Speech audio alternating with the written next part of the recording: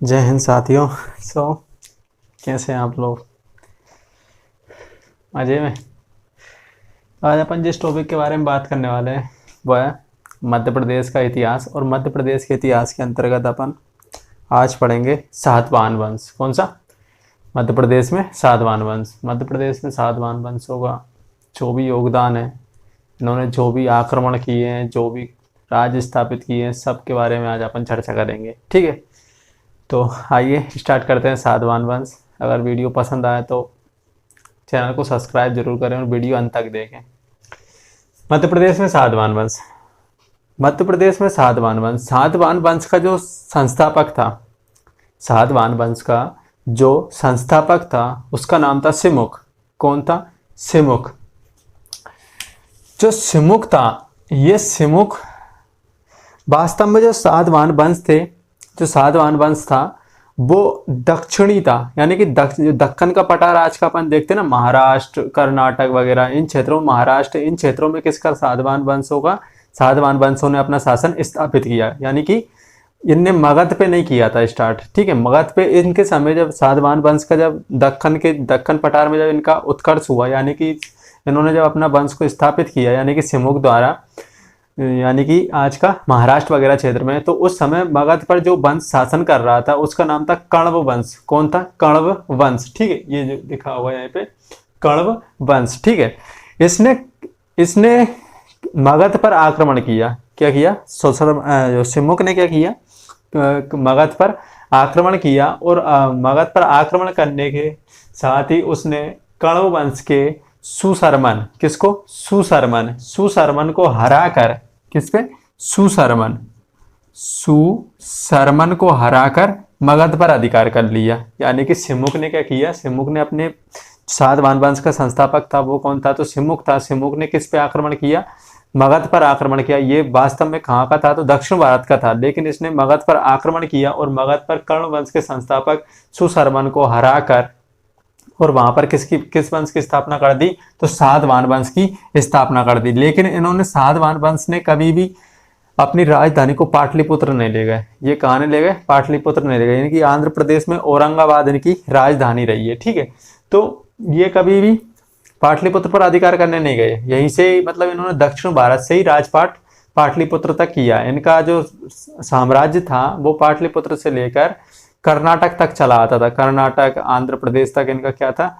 इनका शासन था सातवाहन वंशों का। ठीक है, सातवाहन वंश का जो सबसे प्रतापी शासक मिलता है, सातवाहन वंश का सबसे प्रतापी शासक जो मिलता है उसका नाम होता है गौतमीपुत्र सातकर्णी। क्या होता है? गौतमीपुत्र सातकर्णी। सातकर्णी वास्तव में एक उपाधि थी। सातकर्णी प्रथम था, वो इससे पहले का था। ठीक है, उसका पुत्र था कृष्ण। कौन था? कृष्णराज। ठीक है, तो सातकर्णी क्या है इनकी उपाधि? ये सातकर्णी द्वितीय था। ये कौन था? तो सातकर्णी द्वितीय था। तो द्वितीय याद करने की जरूरत नहीं है। अगर सातकर्णी पूछेगा ना डायरेक्ट, तो आपको पहले वाला लगाना है। लेकिन अगर इसका नाम पूछेगा कि सबसे प्रतापी शासक कौन सा था, प्रतापी तो वो भी था, वो भी बहुत ज्यादा पराक्रमी शासक था सातकर्णी, सातकर्णी प्रथम। लेकिन अगर आपसे सबसे ज्यादा सातकर्णी, यानी कि सातवाहन वंश को सबसे प्रतापी शासक पूछे, तो उसका नाम आएगा गौतमीपुत्र सातकर्णी। ऑप्शन में क्या मिलेगा आपको? सातकर्णी मिलेगा, लेकिन एक जगह क्या लेकर रहेगा? गौतमीपुत्र सातकर्णी। तो आपको कौन सा चूज करना है? गौतमीपुत्र सातकर्णी करना है। ठीक है, तो सातवाहन वंश का सबसे प्रतापी शासक का नाम क्या था? गौतमीपुत्र सातकर्णी था, जिसकी माता का नाम क्या था? वालश्री था। वलश्री। कौन था? वलश्री। वलश्री ने अनुपदेश का मतलब होता है आज का नीमाड़। कौन सा? आज का नीमाड़ जो क्षेत्र होता है वो पहले किस नाम से जाना जाता था? तो अनुपदेश के नाम से जाना जाता था। तो अर्थात इसने अनुपदेश के पूर्वी भाग, अर्थात खंडवा, किस पे? खंडवा एवं पश्चिमी मालवा पर विजय प्राप्त की थी। यानी कि अब देख लीजिए इसकी माता ही कितनी ताकतवर थी, तो ये तो ताकतवर हो गई। ठीक है ना, तो गौतमीपुत्र सातकर्णी की माता का नाम क्या था? बलश्री था, जिन्होंने अनुपदेश अर्थात पूर्वी नीमाड़ पर और पश्चिमी मालवा पर क्या की थी? विजय प्राप्त की थी। ठीक है, सर्वप्रथम, यानी कि भारत में सर्वप्रथम शीशे अर्थात लेड, शीशे ये वाला नहीं अपन जो आईना देखते हैं वो वाला नहीं, शीशे अर्थात लेड के सिक्के सातवाहनों द्वारा ही चलाए गए थे। भारत में अगर पूछा जाए कि सबसे पहले शीशे अर्थात लेड के सिक्के किन्होंने चलाए, तो शीशे अर्थात लेड के सिक्के सातवाहन वंशों के शासकों द्वारा ही मध्य प्रदेश में चलाए गए थे, यानी कि भारत में चलाए गए थे। ठीक है, ब्राह्मणों को सर्वप्रथम भूमि दान देने का की जो प्रथा है, भूमि जो अपन दान देते हैं ब्राह्मणों को, तो ब्राह्मणों को भूमि दान देने की सबसे पहले प्रथा किसने चलाई? तो सातवाहन शासकों ने चलाई। किसने चलाई? सातवाहन शासकों ने चलाई। इसके अलावा एक अपन देखते हैं कि बारातों में आप जुलूस वगैरह निकालते हैं, क्या जुलूस वगैरह, तो जुलूस का जो जुलूस निकालने की जो प्रथा है वो सबसे पहले किस धर्म ने चलाई? तो किस धर्म ने चलाई? तो बौद्ध धर्म द्वारा चलाई गई थी। क्या चलाई गई थी? बौद्ध धर्म द्वारा। जिसमें आप डीजे वगैरह नाचते गाते हो ना, वो बौद्ध धर्म द्वारा चलाया गया था। लेकिन पहले डीजे वगैरह नहीं बजते थे, पहले या तो कोई राजा जाता था तो जुलूस निकाला जाता था, कि या कोई भगवान, जैसे कि उनका भगवान जैसे गौतम बुद्ध जा रहे हैं तो उनका आगे जुलूस निकल रहा है, ऐसे निकाला जाता था। लेकिन आजकल तो जुलूस का मतलब और कुछ हो गया, ठीक है। तो जुलूस निकालने की प्रथा बौद्ध धर्म ने चलाई, जबकि भूमि दान देने की प्रथा किसने चलाई? ब्राह्मणों को भूमि दान देने की प्रथा चलाई है सातवाहन शासकों ने। इन्होंने ब्राह्मणों को भूमि ज्यादा दान नहीं दी, इन्होंने बौद्ध भिक्षुओं को ही भूमि ज्यादा दान दी है। किसको दिए? तो बौद्ध भिक्षुओं को, ठीक है। सातवाहन शासक वशिष्ठ पुलमावी। वशिष्ठ पुलमावी किसका पुत्र था? तो इसका ही था, गौतमी पुत्र सातकर्णी का ही था। किसका था? गौतमी पुत्र सातकर्णी का ही बेटा था वशिष्ठ पुलमावी, ठीक है। वशिष्ठ पुलमावी के जो सिक्के हैं वो भेलसा एवं देवास से प्राप्त हुए हैं। किससे प्राप्त हुए हैं? तो भेलसा एवं देवास से प्राप्त हुए हैं। सातवाहन शासक का अंतिम शासक कौन था? तो यज्ञश्री सातकर्णी था, ठीक है, याद रखिए। सातवाहन शासक का जो अंतिम सातवाहन वंश का जो अंतिम शासक था वो कौन था? तो यज्ञश्री सातकर्णी था। सातकर्णी आ रहा है तो ये कौन सा हो गया? तृतीय हो गया। कौन सा? तृतीय सातकर्णी, ठीक है। सातकर्णी क्या थी? एक उपाधि थी। तो यज्ञश्री सातकर्णी, जिसके सिक्के विदिशा, कहां से? विदिशा, तेवर त्रिपुरी, ठीक है। ये कौन है? तो तेवर त्रिपुरी कौन है? तो जबलपुर है। तेवर मतलब जबलपुर। विदिशा, तेवर और देवास से प्राप्त हुए। कहां से हुए? विदिशा, तेवर और देवास से प्राप्त हुए हैं, ठीक है। इसके अलावा सभी सातवाहन वंश के अन्य शासकों द्वारा जारी किए गए सिक्के सर्वाधिक कहां से? तो तेवर अर्थात जबलपुर से प्राप्त हुए हैं। अर्थात यानी कि जो सभी शासक हुए हैं, इनके सातवाहन वंश के काफी ज्यादा शासक हुए हैं, तो सातवाहन वंश के सभी शासकों ने जो सिक्के चलाए, तो उनके जो सभी शासकों के द्वारा जो सिक्के चलाए गए थे वो सबसे ज्यादा मध्य प्रदेश में कहां से मिले हैं? तो वो मिले हैं जबलपुर से। आपसे पूछा जाए कि सातवाहन शासकों के सबसे ज्यादा सिक्के कहां से मिले हैं, तो जबलपुर से प्राप्त हुए। कहां से प्राप्त हुए हैं? जबलपुर से। याद रखिए, क्वेश्चन पूछने लायक है कि सातवाहन शासकों द्वारा जारी किए गए सिक्के सर्वाधिक कहां से प्राप्त हुए मध्य प्रदेश में?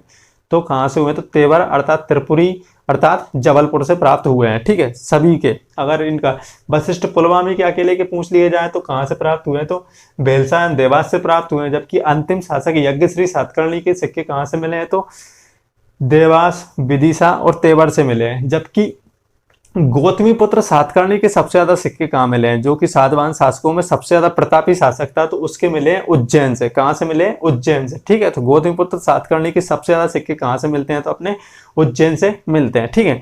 एक पॉइंट लिखिए, सातवाहन वंश केवल एकमात्र ऐसा वंश है जिसके राजाओं के आगे, यानी कि ये वंश अकेला एकमात्र ऐसा वंश है जिसके राजाओं के आगे अपनी माताओं का नाम लगाया जाता था। क्या? अपनी माताओं का नाम लगाया जाता था। यानी कि सातवाहन वंश के राजा ही ऐसे राजा हुए जिनके नाम के आगे, यानी कि अपने नाम के आगे, मेरे नाम के, जैसे मेरा नाम रवि है तो मेरी मम्मी का नाम मेरे नाम के आगे चल रहा है, ठीक है। आपकी मम्मी का नाम आपके नाम के आगे चलता है, तो ठीक है, तो अपने नाम के आगे लगाते थे। जैसे कि गौतमी पुत्र सातकर्णी, गौतमी माता का नाम हो गया, सातकर्णी उसका नाम हो गया, ठीक है। यहाँ उपाधि कुछ भी मान लीजिए। तो गौतमी पुत्र सातकर्णी, यानी कि ये अपने नाम के आगे अपनी माताओं का नाम लगाते थे। ये कौन सा? सातवाहन वंश में, अकेले सातवाहन वंश में किया जाता था। यानी कि यह मात्र सत्तात्मक था। आप एक तरीके से ये भी कह सकते हैं कि ये कैसा वंश था? तो मात्र सत्तात्मक। पितृ सत्तात्मक में पिता मुखिया होता है, जबकि मात्र सत्तात्मक में माता, ठीक है। सातवाहन वंश के शासन काल में ही, आगे देखिए, सातवाहन वंश के शासन काल में खानदेश जिसे अपन क्या कहते हैं आज का बुरहानपुर में कौन सा किला है? तो असीरगढ़ का किला। असीरगढ़ के किले को दक्षिण का प्रवेश द्वार भी कहा जाता है, ठीक है। तो बुरहानपुर यानी कि दक्षिण का प्रवेश द्वार जिसे कहा जाता है, उसका एक नाम खानदेश भी मिलता है। कौन सा मिलता है? तो खानदेश। वर्तमान में खानदेश के नाम से किस जिले को जाना जाता है? तो बुरहानपुर जिले को जाना जाता है। किसको? बुरहानपुर जिले को। तो खानदेश में आभीर वंश की स्थापना हुई थी। किस वंश की स्थापना हुई थी? तो आभीर वंश की स्थापना की गई थी। नासिक शिलालेख, कौन सा? एक नासिक में एक शिलालेख मिला है। नासिक के शिलालेख से इनके सबके बारे में जानकारी मिलती है, सातवाहन वंश के बारे में, ठीक है। तो नासिक शिलालेख के अनुसार आभीर साम्राज्य का संस्थापक, यानी कि जो नासिक यानी कि महाराष्ट्र में स्थित है, नासिक अर्थात महाराष्ट्र से जो अभिलेख प्राप्त हुआ है उसके अनुसार जो आबिर वंश का जो संस्थापक था वो कौन था, तो ईश्वर सेन था। कौन था, ईश्वर सेन था आबिर वंश का संस्थापक। यानी कि बुरहानपुर में आबिर वंश की स्थापना किसने की थी, तो आबिर वंश की स्थापना की थी ईश्वर सेन ने। ठीक है, ईश्वर सेन ने। आबिर शासकों ने नीमाड़ अर्थात अनुपदेश की बात कर रहा है, नीमाड़ एवं मालवा क्षेत्र पर अपना अधिकार स्थापित किया था। किसने किया था, तो आबिर वंश ने कहां कहां अपनी पकड़ मजबूत बनाई थी, तो नीमाड़ मालवा क्षेत्र पर अपना राज्य यानी कि साम्राज्य स्थापित कर लिया था, अर्थात इसको जीत लिया था। ठीक है, सातवाहन वंश के पराक्रमी राजा सातकर्णी, ये सातकर्णी प्रथम है। कौन सा है, तो सातकर्णी प्रथम है ये। ठीक है, सातकर्णी प्रथम। ठीक है, तो सातकर्णी प्रथम की पूर्वी मालवा, कौन सी पूर्वी मालवा, पूर्वी मालवा विजय का उल्लेख, यानी कि सातकर्णी प्रथम ये कौन सा है, द्वितीय, ये कौन सा है, तृतीय। ठीक है, तो सातकर्णी प्रथम कौन था, तो प्रथम जो धारण करने वाला था तब वो कौन था, पराक्रमी राजा सातकर्णी प्रथम पूर्वी मालवा विजय का उल्लेख सांची में एक उत्कीर्ण किया गया है। सांची में उत्कीर्ण एक लेख से मिलता है, यानी कि एक लाइन, लेख यानी कुछ लाइन लिख दी वहां पे, तो उससे किसका वर्णन मिलता है, तो सातकर्णी प्रथम का मिलता है। जिसने किस पर विजय प्राप्त की थी, तो पूर्वी मालवा पर विजय प्राप्त की थी, जिसका उल्लेख कहाँ मिलता है, तो सांची में उत्कीर्ण एक लेख से प्राप्त हुआ है। कहाँ पे प्राप्त हुआ है, तो सांची में उत्कीर्ण एक लेख से प्राप्त हुआ है। ठीक है, सांची स्तूप का निर्माण किसने करवाया था, तो सम्राट अशोक ने करवाया था। ठीक है, जबकि उसकी रेलिंग का निर्माण किसने करवाया था, तो अग्निमित्र या पुष्यमित्र शुंग, आप दोनों लिख सकते हैं। ठीक है, पुष्यमित्र शुंग या अग्निमित्र शुंग। कितने स्तूप हैं, 3, एक बड़ा स्तूप, 2 छोटे स्तूप। ठीक है, सांची स्तूप में पढ़ा चुका हूँ, बहुत अच्छे से पढ़ा है। यदि आप नहीं देखा है तो वो वीडियो जाके देखिए, सांची के स्तूप से आपके कभी भी क्वेश्चन गलत नहीं होंगे। उसके यहाँ यानी कि उसके यहाँ पर जो मिले सिक्कों पर, यानी कि इसके यहाँ पर जो सिक्के मिले हैं उसमें इसमें क्या, इसका वर्णन क्या मिलता है, तो सरी सात अर्थात सातकर्णी उत्कीर्ण है। यानी कि इसके जो सिक्के मिले हैं यहाँ से पूर्वी मालवा से, उसमें इसने जो सिक्के चलाए थे उसमें इसका किस नाम से वर्णन किया गया है, तो सरी सात। किसके नाम से, सरी सात अर्थात सातकर्णी उत्कीर्ण है। यानी कि उसके सिक्कों पर नाम लिखवाया हुआ है। क्या लिखा है, तो सरी सात अर्थात सातकर्णी लिखा हुआ है। जबकि गौतमी पुत्र सातकर्णी के सर्वाधिक सिक्के कहां से मिले हैं, तो उज्जैनी से प्राप्त हुए हैं। कहां से प्राप्त हुए हैं, उज्जैनी से प्राप्त हुए हैं। ठीक है, उज्जैनी से प्राप्त हुए हैं। इसके अलावा गौतमी पुत्र सातकर्णी के समय, क्या, गौतमी पुत्र सातकर्णी के समय शक एवं सातवाहन संघर्ष हुआ था। ठीक है, तो आपसे क्वेश्चन पूछा जा सकता है कि शक एवं सातवाहन संघर्ष किस राजा के समय हुआ था, उस समय राजा कौन था सातवाहन वंश का, तो उस समय कौन था, तो गौतमी पुत्र सातकर्णी था, जो कि सातवाहन वंश का सबसे पराक्रमी राजा था। ठीक है, संघर्ष हुआ। इसने क्या किया, गौतमी पुत्र सातकर्णी ने क्या किया, इसने शकों को बुरी तरह पराजित कर दिया। क्या कर दिया, जम के कुटाई कर दी शकों की। किसने कर दी, गौतमी पुत्र सातकर्णी ने। ठीक है, इसने शकों की जम के कुटाई कर दी, यानी कि बुरी तरह पराजित किया। इसने शक राजा, यानी कि इसने जो शक राजा को हराया था उसका नाम था नहपान। कौन था, नहपान, जिसका जो राज्य था वो था नासिक में। कहाँ था, नासिक महाराष्ट्र में था। ठीक है, तो नासिक में था इसका राज। नहपान को हराकर उसके सिक्कों पर अपना नाम लिखवा दिया। इसने क्या कर दिया, जो शक राजा था नहपान को बुरी तरह से शकों में पहले तो इसने कुटाई की जम के। किसने, गौतमी पुत्र सातकर्णी ने, अपनी भाषा में। ठीक है ना, तो कुटाई करके और उसके सिक्कों पर क्या कर दिया, यानी कि जिसकी इसने कुटाई की थी उसका नाम क्या था, नहपान था। और ये कहाँ का आया था, तो नासिक का था। ठीक है, नासिक में इसने क्या कर दिया, इसने जम के कुटाई करके और इसके सिक्कों पर क्या कर दिया, अपना नाम लिखवा दिया। क्या कर दिया, गौतमी पुत्र सातकर्णी ने क्या कर दिया, अपना नाम लिखवा दिया। इसका मतलब ये होगा कि अपना नाम लिखवाने से तात्पर्य ये है कि यानी कि राजा यही रहेगा, लेकिन इसके राज्य में सिक्के किस नाम से चलेंगे, गौतमी पुत्र सातकर्णी के नाम से। यानी कि अपना जो देश है, मान लीजिए अपना देश स्वतंत्र है, यानी कि अपन अपने काम कर सकते हैं, लेकिन जो नोट है, नोटों पर किसी देश का, किसी और यानी कि ब्रिटेन की रानी का नाम चल रहा है, तो इसका मतलब ये है कि ये अपन उसके गुलाम है। यानी कि उसके किसके गुलाम है, जिसका अपने नोटों पर नाम लिखा हुआ है। ठीक है, तो अपन उसके गुलाम है। तो इसके राज जिसका रहा, लेकिन इसने क्या कर लिया, उसके सिक्कों पर नाम लिखवा दिया, यानी कि ये इसका क्या था, गुलाम था। इनमें बाद में वैवाहिक संबंध हो गए थे इनमें, ठीक है, शकों में, और इनमें वैवाहिक संबंध हो गए थे। सातकर्णी प्रथम ने, सातकर्णी प्रथम वो, ठीक है, सातकर्णी प्रथम ने मालवा शैली में, कौन सी, सॉरी, मालव शैली की गोल मुद्राओं, गोल मुद्राएं तथा अपनी पत्नी के नाम पर क्या कर दिया, सातकर्णी जो प्रथम था उसने मालव शैली की गोल मुद्राएं चलाई उसने, ठीक है, तथा अपनी पत्नी के नाम पर रजत मुद्राओं का प्रचलन किया। रजत मुद्रा अर्थात चांदी की मुद्रा है, कौन सी, चांदी की मुद्रा है। तो सातकर्णी प्रथम ने मालव शैली की गोल मुद्राएं चलाई, और इसके अलावा उसने क्या किया, अपनी पत्नी के नाम पर रजत मुद्राएं अर्थात चांदी की मुद्राओं का प्रचलन भी किया, ठीक है। नासिक अभिलेख में, कौन से, नासिक अभिलेख में गौतमी पुत्र सातकर्णी, कौन सा, वही पराक्रमी राजा, गौतमी पुत्र सातकर्णी को एकमात्र ब्राह्मण क्या कहा गया है, एकमात्र ब्राह्मण या अद्वितीय ब्राह्मण, क्या कहा गया है, एकमात्र ब्राह्मण या अद्वितीय ब्राह्मण कहा गया है, ठीक है। गौतमी पुत्र सातकर्णी को किस अभिलेख में एकमात्र ब्राह्मण या अद्वितीय ब्राह्मण कहा गया है, तो किस में कहा गया है, नासिक अभिलेख में। किस में कहा गया है, नासिक अभिलेख में। याद रखिए, गौतमी पुत्र सातकर्णी को नासिक अभिलेख में एकमात्र ब्राह्मण, एकमात्र ब्राह्मण या अद्वितीय ब्राह्मण भी कहा गया है, ठीक है। हाल, कौन था, हाल, हाल इनका जो 17वें नंबर का राजा था, कौन से नंबर का था, हाल इनके 17वें नंबर का राजा था, जिसने प्राकृत भाषा में, कौन सी भाषा में, प्राकृत भाषा में गाथा सप्तमी, कौन सी, गाथा सप्तमी नामक पुस्तक की रचना की, कौन सी, गाथा सप्तमी नामक पुस्तक की रचना की। इसमें उसकी प्रेम कथाओं का वर्णन है, ठीक है। आदमी की, इंसान बदल सकता है, फितरत नहीं बदल सकती, ठीक है ना। तो आप ये सोच रहे हो पुराने राजा महाराजा प्रेम नहीं करते थे, तो गलत हो भाई, आज तो बहुत कम है।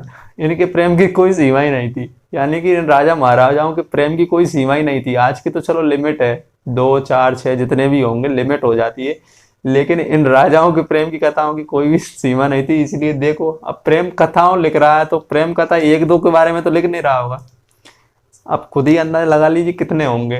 तो इसने क्या किया, एक गाथा सप्तमी नामक, प्राकृत भाषा में एक गाथा सप्तमी नामक पुस्तक की रचना की, जिसमें उसकी प्रेम कथाओं का वर्णन मिलता है। किसका वर्णन मिलता है, तो प्रेम कथाओं, ठीक है, देख लो, प्रेम कथाओं का वर्णन मिल रहा है।